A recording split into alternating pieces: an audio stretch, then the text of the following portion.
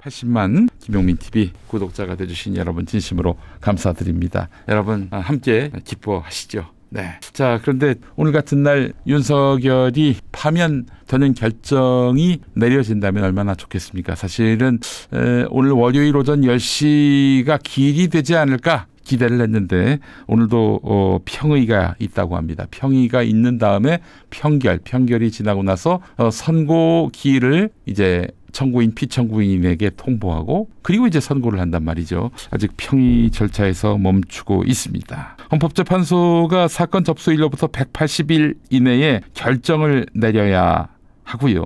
그렇다면 윤석열의 탄핵 심판은 2024년 12월 14일에 접수됐기 때문에 최종 시한은 2025년 6월 12일까지입니다. 근데 이 사안의 중대성 때문에 헌법재판소가 최대한 신속하게 결정을 낼 것으로 우리는 알고 있었고 또 믿어왔습니다. 근데 지금 계속 미뤄지고 있습니다. 노무현 대통령이 60여일, 박근혜가 90여일 이미 넘었습니다.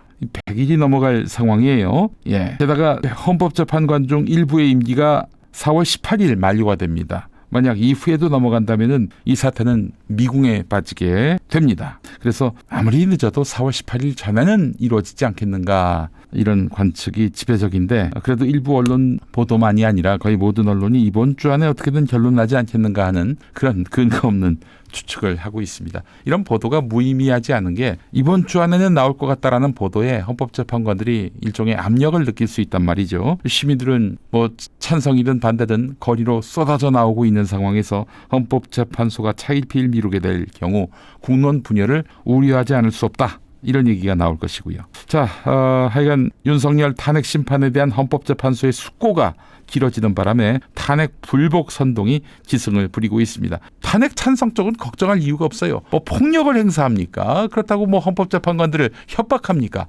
여기는 정말 민주주의의 대원칙에 부합하는 그런 행보를 보이고 있고요. 그렇게 해서 질서 있게 그리고 합법적인 방법으로 요구를 하고 있는 것입니다. 근데 지난 주말에 극우단체 탄핵 반대 집회에서는 윤석열에 대한 파면 결정이 내려지면 헌법재판소를 없애야 한다 이런 폭동을 선동하는 주장이 쏟아져 나왔습니다. 여기에는 국민의힘 정치인들도 동조하고 있는데요. 이 당은 오늘만 사는 당 같습니다. 오늘 한겨레에는 극우에게 먹힌 국민의힘을 소상히 다루고 있습니다.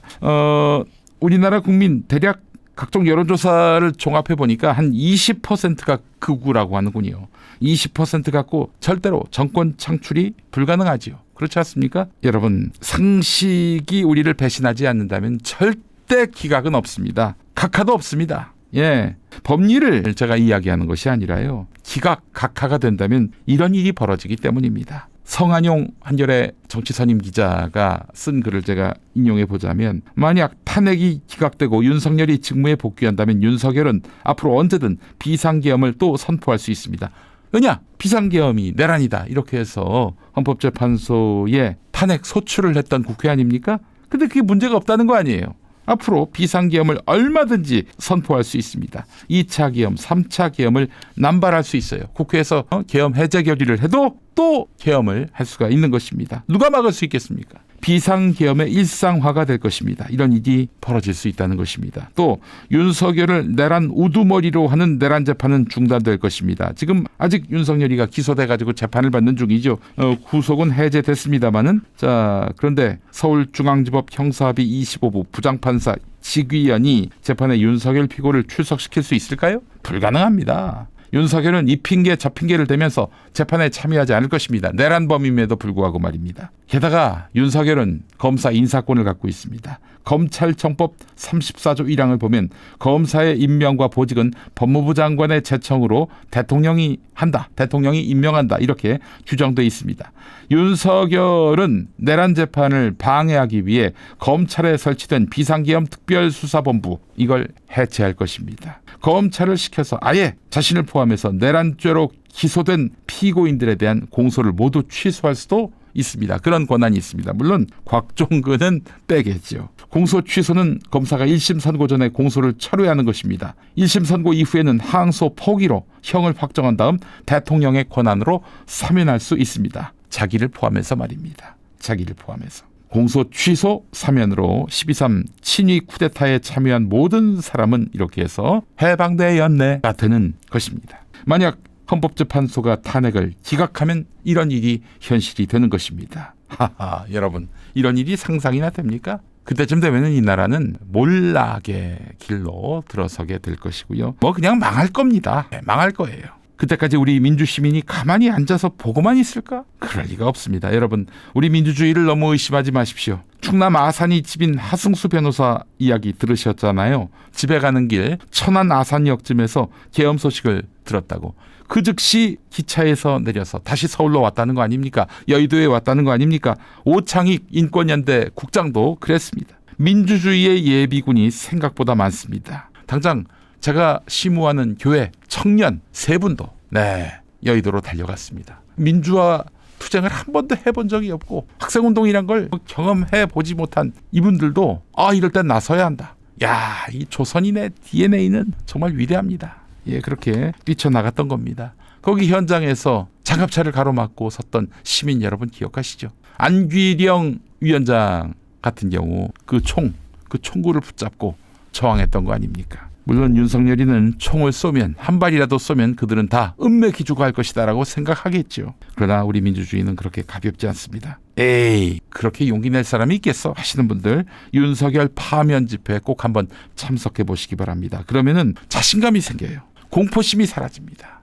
내 주변에 이런 동지들이 이렇게 많다니 하는 생각에 한번 갔다 오면은 그냥 교회에서 부흥에 참석했다가 성령을 받듯이 굉장한 어떤 민주주의의 그 강한 기운이 내 안에 장착이 되는 거예요. 그래서 집회에 참여하시는 분들은 보통 분들이 아닙니다. 21세기의 독립군들이에요. 예, 자, 그렇습니다. 이런 일이 발생하겠습니까, 여러분? 이런 일이 충분히 예견되는데요. 우리보다도 법을 더 잘하는 헌법재판관들이 윤석열이를 살려주는 기각 또는 각하 판결을 내렸을 경우 무슨 일이 벌어지는지 우리보다는 훨씬 더 시뮬레이션이 되지 않겠습니까? 그런 판단은 하지 않을 것입니다. 법리는 8대 0이라고 말씀드렸는데 선고는 그렇다면 왜 늦어지는 것일까? 제가 여러분께 지난주에 17일 바로 오늘 선고일로 짐작했습니다. 보도에 따르면 오늘도 평의가 있을 것이라고 합니다. 평결을 거쳐서 선고일 지정, 통보, 공표는 아직까지 이루어지지 않은 일입니다. 헌법재판소 밖에 경찰 동태가 그런 의미에서 가장 정확하다. 언제 선고가 날지 가장 정확하게 예측할 수 있는 척도다. 이렇게 판단돼서 제가 경찰 라인을 통해서 여러모로 그 경찰의 동태를 파악했습니다. 일단 월요일부터 목요일까지 경찰 기동대가 서울 헌재 쪽으로 배치가 된 걸로 파악됐습니다. 그러나 일상적인 업무 교대이다. 이렇게 말하는 경찰 라인도 있습니다. 어쨌든 제가 좀 더 파고들었더니 경찰 또한 우리만큼 또 민주당처럼 헌재로부터 남다른 메시지를 받지 못하고 있는 형국입니다. 야, 언제 할 거니까 준비해. 이런 메시지를 전혀 받지 못하고 있고 아마도 금명간 있지 않겠는가 판단이 돼서 경찰 나름대로 지금 인력 배치를 하고 있다는 것이죠. 결국 윤석열 파면 일정에 관해서 헌재 밖에서 알 수 있는 일은 전직 헌법재판소 연구관의 짐작뿐입니다. 지금쯤이면은 이런 평의를 할 것이다. 그 선고가 이루어지지 않는 이유는 아마 이런 이슈에 관해서 재판관끼리 토론이 이루어지고 있기 때문이다. 이렇게 짐작할 뿐이죠. 사실 이분들 3월 초면은 결과가 나온다 이렇게 예측했는데 이 전망도 모두 빗나가고 있습니다. 자, 혼란이 더해가니까 이 와중에 내란 세력이 부활하고 있습니다. 최근에 경찰 인사 보니까 내란 공범들이 대거 중용됐습니다. 이들이 왜 중용됐을까? 탄핵이 기각됐을 때 야권, 민주시민을 진압하는 용도로 기용됐다는 설이 경찰 주변에서 돌고 있습니다. 시위 현장에서 경찰이 불친절했다.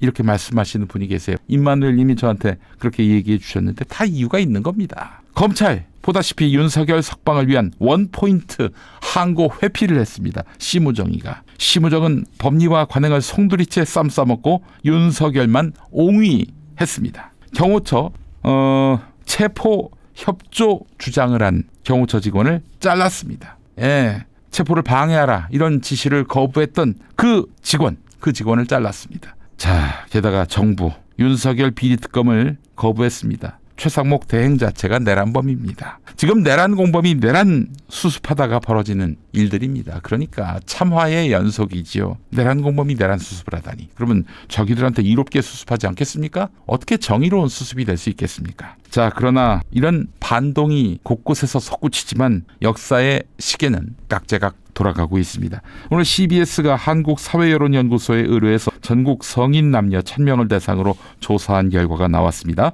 헌법재판소가 윤석열에 대한 탄핵을 인용할 것이다. 즉 파면할 것이다. 이런 예상은 58.6%, 기각할 것이라는 예상은 36.1%로 나왔습니다. 더 올라가는 추이 같죠? 차기 대선 프레임 중에 야권에 의한 정권 교체 지지는 55.3, 여권에 의한 정권 연장은 38.1 이렇게 나왔습니다. 오차 범위를 훌쩍 벗어나는 정권 교체돼야 한다는 여론이 압도적입니다. 대선 주자 선호도에서 이거는 다자간 조사입니다. 1대1 구도가 아니라 다자간 조사인데 이재명 47.2, 김문수 16.7 이렇게 나왔습니다. 야, 아니 다자간인데 이재명이 47.2, 곧 50% 과반에 이르게 되는 것이죠. 자, 보수 표집이 더 많이 이루어지는 리얼미터 조사는 어떨까? 이재명 대표 지지율이 더 올랐습니다. 어느 누구를 상대해도 1대1 대결에서는 다 50% 이상입니다. 자, 이재명과 김문수를 보겠습니다. 이재명 51.7, 김문수 30.7. 이재명과 오세훈입니다. 이재명 51.8, 오세훈 25.6. 자, 이재명과 홍준표입니다. 이재명 52.3, 홍준표 25. 그리고 이재명과 한동훈입니다. 이재명 51.8, 한동훈 18.6. 네, 왜 적이 없나요? 이재명과 김건희. 김건희 지금 대권 출마 의지를 점점 불태우고 있다고 합니다. 다음 조사 때는 꼭 김건희를 넣어서 조사해 주시면 감사하겠습니다. 아니, 전환기를 넣어서 했던 조사도 있는데 말이죠. 김건희가 없으면 말이 안 되죠. 자, 그리고 다자간 조사 차기 주자 적합도로 보자면 이재명 46.9, 김문수 18.1, 홍준표 6.5, 한동훈 6.3, 오세훈 6.2 이렇게 나왔습니다. 와, 이 다자간 조사도 이재명이 46.9, 사회여론연구소 47.2와 거의 흡사합니다. 네, 리얼미터도 다자간 조사에서조차 이재명이 50%에 육박하고 있다. 이렇게 나왔습니다. 정당 조사는 국민의힘 39, 민주당 44.3, 정권 교체는 55.5가 지지하고 정권 연장, 즉 여당에서 당선자가 나와야 된다는 40에 불과했습니다. 자, 지금 여론은 완벽하게 이 윤석열 세력에 대한 응징 그리고 심판, 이 정서라고 볼 수 있습니다. 자, 오늘 내일 늦어도 목요일까지 언제 선고할 것인지, 또는 선고하지 않으면 그때는 국민의힘 주변에서 도는 이야기처럼 이재명 대표 2심 전으로 선고할 가능성이 있어 보입니다. 오늘 3월 26일 아니겠습니까? 자, 지금 제가 아직은 짐작하고 있는데 설마 하는 게 있습니다. 윤석열은 어차피 아웃시킬 수밖에 없으니 아웃시키고, 다만 이재명이 대통령 되는 건 막아야 된다. 여기에 사법부가 작당하고 있다. 이런 우려입니다. 26일쯤, 아니 그 이후에 만약에 판단이 나온다면은 이거는 사법부가 어떻게든 이재명을 떨어뜨리기 위해서 뜻을 모았다라고 보는 것이 합리적일 것입니다. 이게 사실 걱정되는 거예요. 저는 기각되거나 각하될 거라는 걸 염려하지 않습니다. 기각 각하 되지 않습니다. 다만 이재명 대통령 되는 건 막아야겠다. 여기에 우리 사회 기득권 엘리트들이 뜻을 모으고 있다는 점, 이게 염려가 되는 것입니다. 자, 그래서 오늘 제가 하고 싶은 얘기는 왜 대통령 파면을 헌법재판소가 결정하느냐, 이겁니다. 그렇잖아요. 헌법재판소가 결정하다 보니까 9명, 지금은 8명. 8명이 결정하다 보니까 지금 윤석열을 지지하는 이 극우들이 그 8명의 헌법재판관들을 향해서 협박하고 위협하고 있잖아요. 인신공격은 기본이고요. 그래서 그 8명이 야, 내가 자칫 잘못했다가는 테러 당할 수 있겠다, 이 염려로 기각이나 각하 판단을 내린다? 여러분, 이게 민주주의 맞습니까? 그렇기 때문에 대통령 파면을 국민투표로 결정하자, 이런 제안을 하고 싶습니다. 아니, 선출은 국민이 해놓고 파면은 국회를 거쳐서 헌재간다는 것, 이게 국민 주권주의에 맞습니까? 물론 다른 나라도 보면은 이게 대통령 탄핵을 국회가 하는 경우가 많고요. 국민이 직접 판단하는 경우는 제가 찾기로는 없어요. 독일, 이탈리아, 오스트리아 정도가 한국과 비슷하게 헌법법원이 탄핵심판 기관으로서 기능하고 있고, 미국을 비롯한 중남미 국가들은 대부분 의회가 탄핵소추와 심판 권한을 갖고 있다고 합니다. 자, 근데 우리는 국민투표로 대통령을 파면한 것이 어떻습니까? 물론 과반 넘는 비율로 탄핵하자. 이럴 경우에는 그 자리를 유지하기 쉽지 않겠죠. 그래서 3분의 2 이상, 유권자 3분의 2 이상의 동의가 있으면은 그때는 대통령을 파면하는 걸로 해서 문턱을 좀 높여가지고 국민투표를 하게 된다면은 이건 뭐 사실 국민들 누가 반대하겠어요. 자, 그래서 말이죠. 지난 탄핵 국면 당시에 헌법재판소 심판 이전에 부칙에다가 현직 대통령 임기 종료를 담는 그런 개헌한 국민투표로 윤석열 정권을 끝내야 한다 이런 주장이 나왔습니다. 이게 뭐냐면은 다른 헌법 사안은 똑같은데 헌법 내용은 똑같은데 윤석열의 임기만 조기에 끝내는 걸로 부칙에 넣어가지고 그렇게 해서 헌법을 원포인트로 그것만 넣어서 개정을 한 뒤 윤석열을 타도시키자 이런 주장이 나왔습니다. 자, 근데 헌법 개정안을 국회에서 통과시키고자 한다면 200석이 넘어야 하고요. 그리고 국민투표에 부의하는 것인데 과반이 넘으면 헌법이 통과되는 것이죠. 네, 이것도 어찌 보면은 국민들의 판단에 의해서 윤석열을 아웃시키자라는 제안인데 합리적인 그런 그림이라고 저는 판단합니다. 어쨌든 제도 개헌을 바꿔야 이게 사실은 국민투표에 의한 대통령 파면이 구체적으로 헌법에 들어갈 수 있을 텐데요. 리얼미터 조사 결과 윤석열에 대한 탄핵을 인용할 것이란 예상이 58.6%로 나왔다고 말씀드렸죠. 네, 자, 국민들은 지금 압도적 다수가 윤석열 탄핵을 지지하지만 국민의 뜻은 지금 반영되지 못하고 있는 상황입니다. 계속 극우들은 선동하고 있고 그리고 법원 검찰이 작당했다고 봅니다. 작당해서 이렇게 윤석열을 풀어주면서 이 기각각하 쪽으로 여론이 살짝 붙고 있는 형국입니다. 지금 이런 상황에서 민주당은 헌법재판소로부터 어떤 정보도 받지 못해서 지금 세상이 어떻게 돌아가는지 모르겠다라면서 불만의 목소리를 토로하는 분들이 나오고 있습니다. 이런 불확실성과 불안정성으로 인해서 이 나라 경제는 더욱 휘청거리고 있습니다. 이래서야 되겠습니까? 국민이 대통령을 결정하기 때문에 민주공화국입니다. 그렇다면 대통령을 해임할 수 있는 것도 국민이 결정해야 합니다. 헌법재판관 8명만 구워 삶으면 내란범들이 살아 돌아올 수 있다? 이게 민주주의입니까? 이게 법치주의입니까? 헌정 질서를 어떻게 우리가 운운할 수 있겠어요? 대통령 해고도 국민이 정할 수 있게 해야 할 것입니다.